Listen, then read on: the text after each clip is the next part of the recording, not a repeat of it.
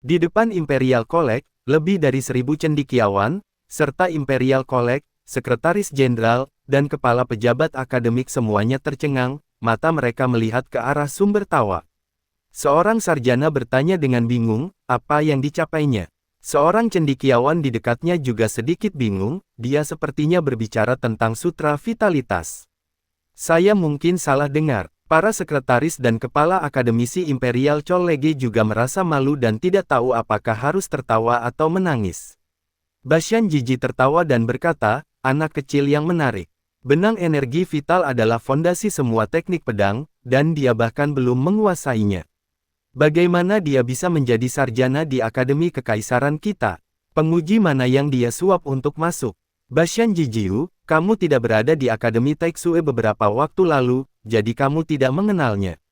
Seorang anggota Imperial College tertawa dan berkata, anak nakal itu bernama Qinmu, orang buangan dari reruntuhan besar. Dia mengalahkan Taois Ling Yun dan diangkat oleh Kaisar sebagai cendekiawan Akademi Kekaisaran. Dengan pengangkatan Kaisar, siapa yang berani menolaknya? Orang-orang terlantar Daksu mengalahkan Ling Yun, dan dipilih oleh Kaisar. Pendeta kepala Bashan memandang Taois Ling Yun dan mencibir, Ling Yun, kau membiarkannya pergi. Apakah Kaisar juga menerima suap? Taois Ling Yun merasa malu sekaligus marah. Ia diusir dari istana Cunyang oleh Qinmu dan 2 kotak pedangnya ditusuk kosong.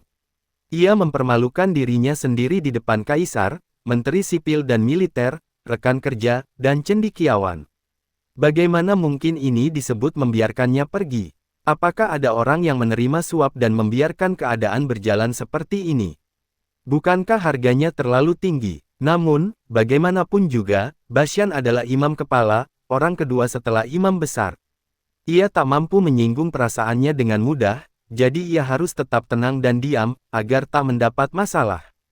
Lagi pula, Bashan, imam kepala, dikenal di seluruh Akademi Kekaisaran karena suaranya yang keras dan kata-katanya yang kasar. Ialah yang menyebarkan sebagian besar rumor dan gosip di dalam akademi, sehingga ia dijuluki, basi mulut besar. Kalau kamu bertengkar dengan dia, ayam-ayam di kandang pun akan tahu kelakuanmu yang memalukan keesokan harinya. Fu Yuanxing, yang berdiri tak jauh dari situ, terkejut. Itu adik kelasku dari sekolah yang sama. Dia kelihatan konyol sekali. Guru begitu tidak kompeten sampai-sampai dia menemukan orang bodoh. Dia kelihatan mudah diganggu. Setelah 7 atau 8 tahun berlatih keras, akhirnya aku berhasil menyempurnakan benang energi vital. Qinmu sangat gembira, tak mampu menyembunyikan kegembiraannya saat memandangi benang-benang energi vital di hadapannya. Akhirnya ia tak perlu lagi menggunakan benang-benang energi vital yang tebal dan kuat, kini benang-benang energi vitalnya bisa menjadi sangat halus. Di sela-sela jari dan telapak tangannya mengalir benang-benang energi vital yang lembut, setipis rambut, dan sangat sempurna. Jika Anda perhatikan lebih dekat, Anda dapat melihat bahwa benang vitalitas Qinmu berbeda dari yang lain. Benang energi vital ini sebenarnya terdiri dari sejumlah energi pedang yang sangat tipis dan saling terhubung. Setiap pedang terus berubah dan bergerak, tetapi benang energi vital ini sangat fleksibel saat bergerak, dan tidak ada tanda-tanda bahwa benang energi vital ini memiliki struktur. Aku ingin tahu sejauh mana benang energiku dapat disalurkan. Qinmu melihat sekeliling, ingin mencoba sejauh mana benang energinya dapat menjangkau. Tiba-tiba, tatapannya menyapu Master Yan Kang, dan ia sedikit tertegun.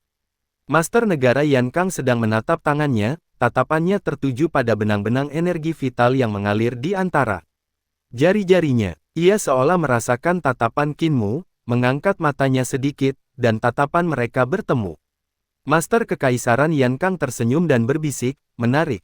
Qinmu mengalihkan pandangannya dan mengurungkan niatnya. Terlalu banyak orang di sini, dan dia tidak bisa bereksperimen.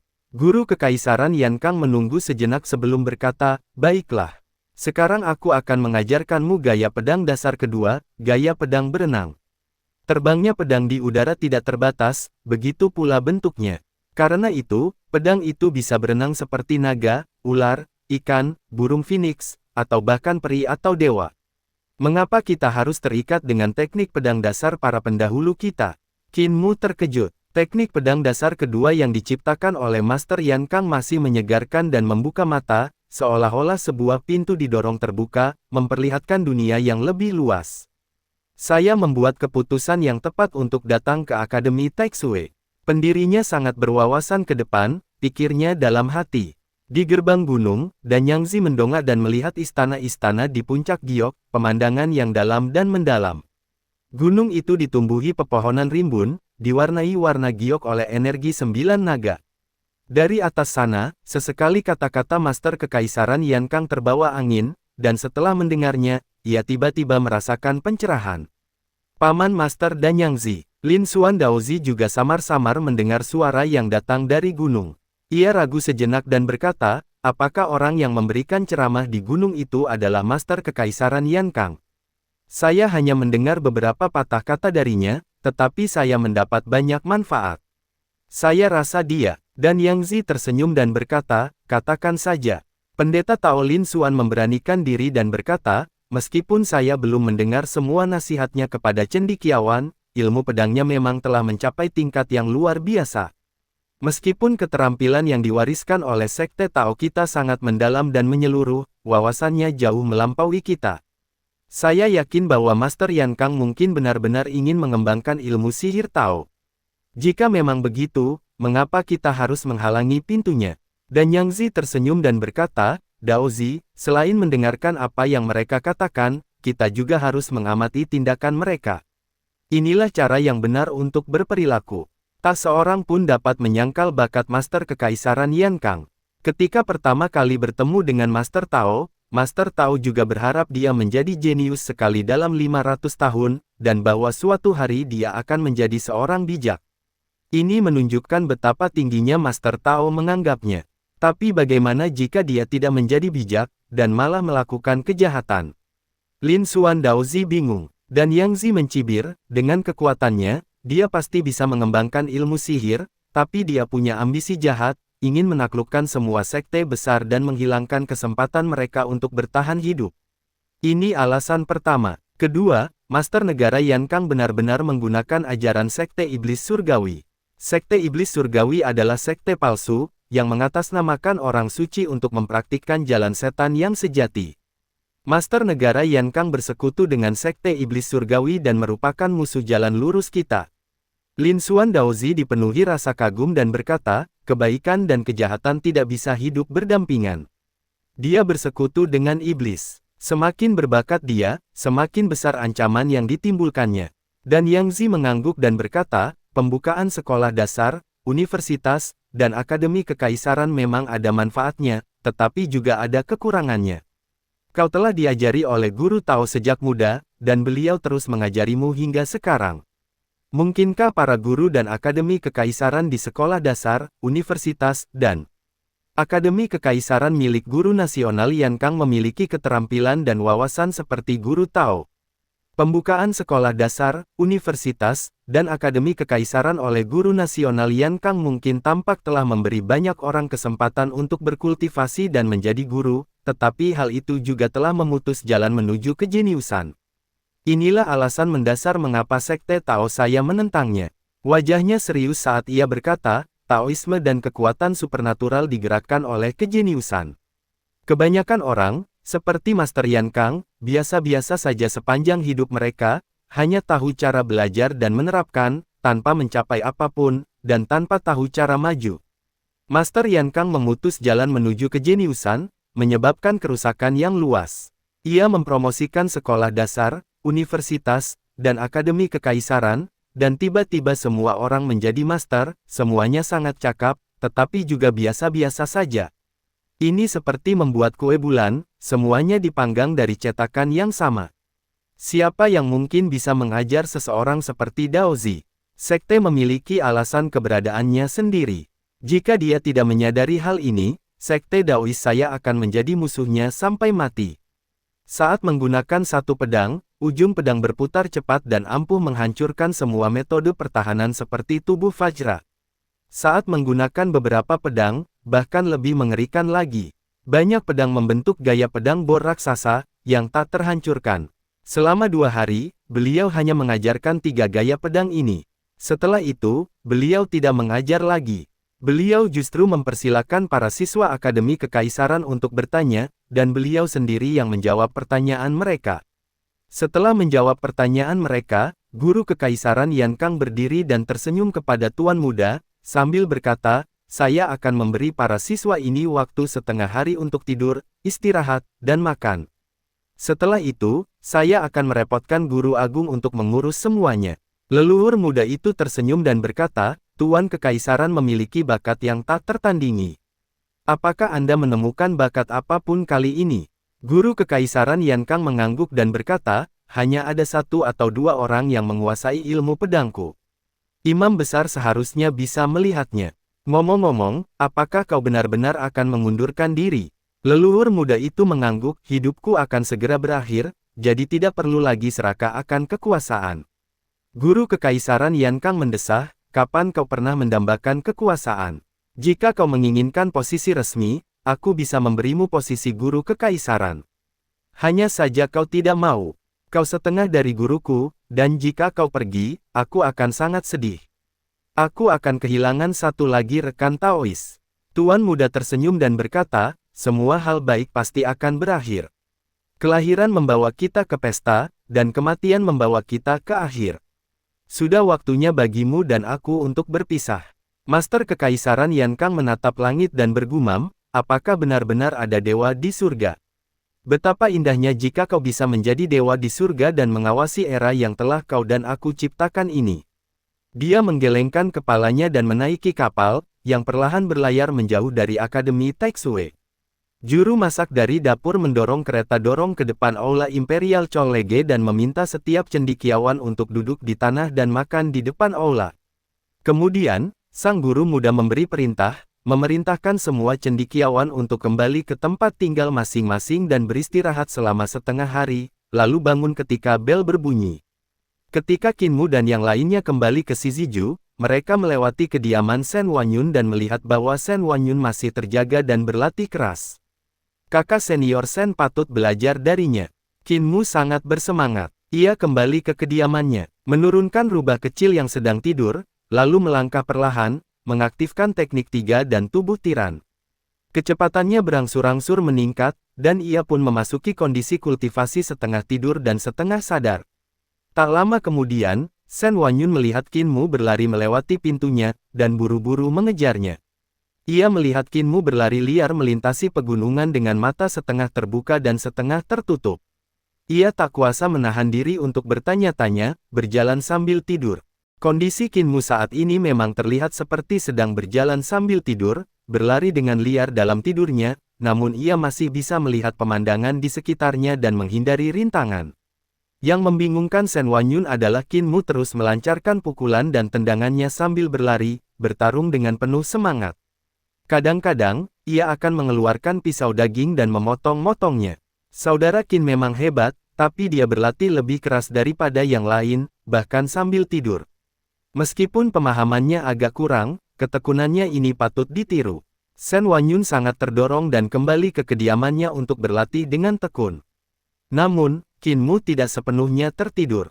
Kondisinya berbeda dengan berjalan sambil tidur. Inilah metode kultivasinya yang unik. 3 dan gong tubuh tiran berbeda dari orang biasa yang berlatih. Saat berlatih, ia berlari cepat, dan kecepatan latihannya pun lebih cepat. Selain itu, otaknya sedang beristirahat, dan pukulan serta tendangan yang ia lakukan semuanya didasarkan pada ingatan tubuh.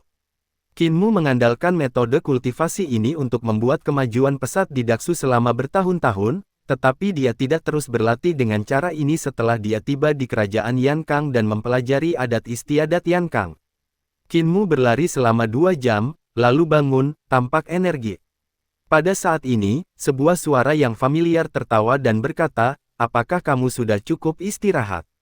Qin Mu segera berbalik dan berkata, "Leluhur." Tidak ada seorang pun di gunung saat itu. Bahkan para pejabat akademis utama, Imperial Chollege, dan Sekretaris Jenderal telah beristirahat.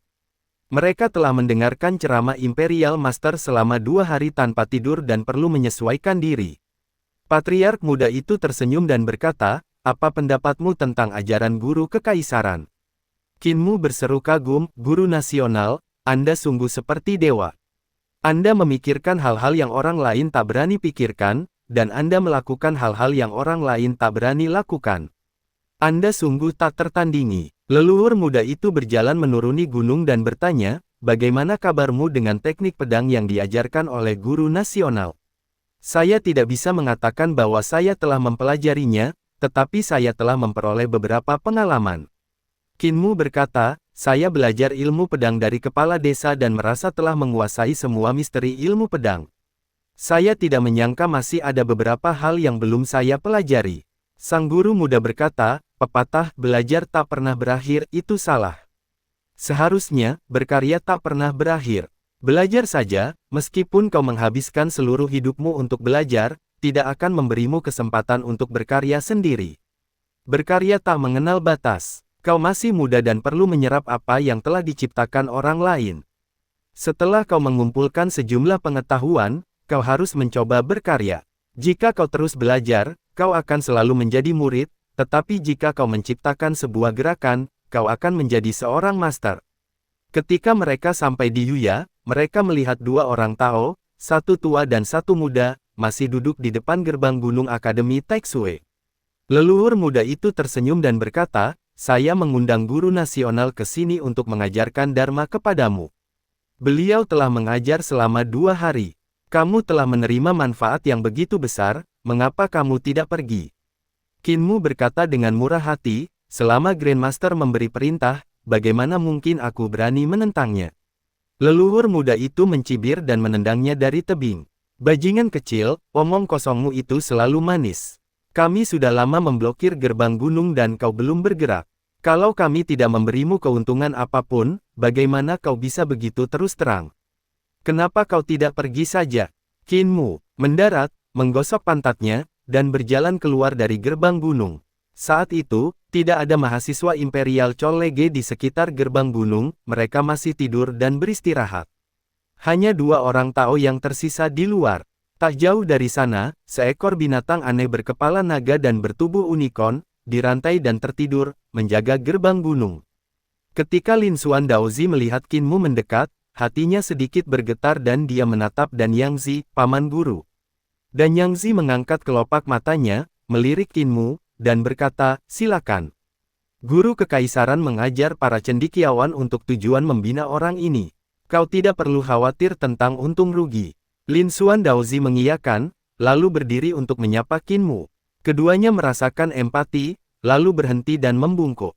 Kinmu berkata, saya Kinmu, seorang sarjana dari Akademi Kekaisaran. Saya merasa terhormat bertemu dengan Master Lin Xuan. Saya berada di alam 5 cahaya. Taois Lin Xuan berkata dengan sungguh-sungguh, Taois Lin Xuan, salam untuk cendekiawan Kinmu. Aku berada di alam 6 harmoni, dan aku menyebut diriku harta karun ilahi 6 harmoni. Dia menyegel harta karun ilahi Liu He miliknya. Kinmu bertanya, apakah Daozi menggunakan senjata? Ia mengeluarkan sebatang bambu dari punggungnya, lalu pisau daging, palu besi, dan terakhir pedang Sao Bao. Lin Xuan Daozi hendak berbicara ketika Dan Yangzi tiba-tiba berkata, tidak perlu senjata, cukup sihir Tao dan keterampilan bertarung jarak dekat. Lin Xuan Daozi bingung dan meletakkan pengocoknya. Ia berkata, karena saudara Qin berkata begitu, aku tidak akan menggunakan senjata apapun. Dan Yangzi diam-diam menghela napas lega, tatapannya beralih dari pedang Sao Bao. Menggunakan senjata akan sangat merugikan. Bentuk pedang ini membuatnya sedikit gelisah. Sarungnya bermulut ikan naga, agak mirip pedang seorang pejabat tinggi. Jika itu benar, dan kocokan Lin Xuan Daozi akan patah hanya dengan satu sentuhan, maka tidak perlu ada perkelahian. Kinmu tersenyum, dan tiba-tiba 2 pupil muncul di matanya. Mata langit ilahi dan mata langit biru terbuka sepenuhnya. Tanah di bawah kakinya tiba-tiba amblas, pecahan-pecahan batu biru meledak, dan kerikil di tanah juga terguncang hingga menggantung. Kinmu menghela napas dan berteriak, lalu melancarkan pukulan. Ratusan pecahan batu biru yang tadinya melayang di udara, kembali menjadi pecahan yang lebih halus di bawah getaran pukulannya. Batu terbesar hanya seukuran kacang, dan yang lebih kecil sehalus biji wijen. Potongan kerikil yang tak terhitung jumlahnya mengikuti pukulannya dan menyerbu ke arah Lin Xuan Daozi. Angkat kepala tinggi. Naga itu meraung, dan kekuatan pukulannya benar-benar menyatu dengan batu-batu yang pecah, berubah menjadi gumpalan pasir dan menyerbu langsung ke arah Lin Xuan Daozi, persis seperti naga sungguhan. Pada saat yang sama, langkah kakinya bergerak seperti hantu, dengan kecepatan yang sangat cepat, dan dia datang ke Lin Xuan Daozi mengikuti kekuatan tinjunya. Lin Xuan Daozi terkejut, dan tiba-tiba salah satu pupilnya memutih dan yang lainnya menghitam. Ia mengangkat tangannya dan menghentakkannya ke depan. Telapak tangannya seperti batu giok, seperti segel batu giok, dan segelnya seperti gunung. Di bawah segel itu terdapat segel burung dan tulisan serangga yang aneh, yang sangat aneh dan membawa suasana kuno, menyambut naga asli. Belakang, ia terbang keluar dengan bantuan kekuatan itu, masih dengan tenang. Benang-benang debu menembus tubuh naga hijau itu, dan debu itu berhamburan ke segala arah, akhirnya menghancurkan naga besar itu. Naga Azure runtuh dan langsung berubah menjadi ratusan pedang energi tipis. Dalam sekejap mata, mereka berkumpul kembali dan jatuh ke bumi dengan suara dentuman keras. Ops! Lin Xuan Daozi menekan telapak tangannya ke bawah, dan saat dia menekan telapak tangannya ke bawah, benang-benang debu yang tak terhitung jumlahnya menembus ke dalam tanah dan mengangkat tubuhnya, mencegahnya jatuh ke tanah. Ia menggunakan sutra debu sebagai kakinya dan berlari di udara seperti terbang. Di bawahnya, seekor naga hijau melesat keluar dari tanah, lalu melesat ke tanah dengan keras, lalu melesat keluar lagi dan kembali menancap di tanah. Setiap kali naga hijau itu melesat keluar dari tanah, kaki Qinmu akan mendarat di kepala naga itu dan ia akan segera mengejar Lin Xuan Daozi di udara. Qinmu menjentikkan jarinya, dan guntur pun bergemuruh. Di tengah gemuruh guntur, sebuah irama berirama terdengar. Wajah Lin Xuan Daozi berubah drastis, oh tidak, dia sudah unggul.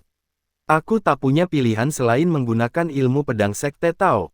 Catatan 1, stempel pemotong roda ini diambil dari sebuah fabel dalam Jalan Surga, bab 13 karya Zhuangzi. Jika Anda tertarik, silakan baca. Fabel tersebut merupakan percakapan antara Adipati Huan dari Qi dan Lun Bian.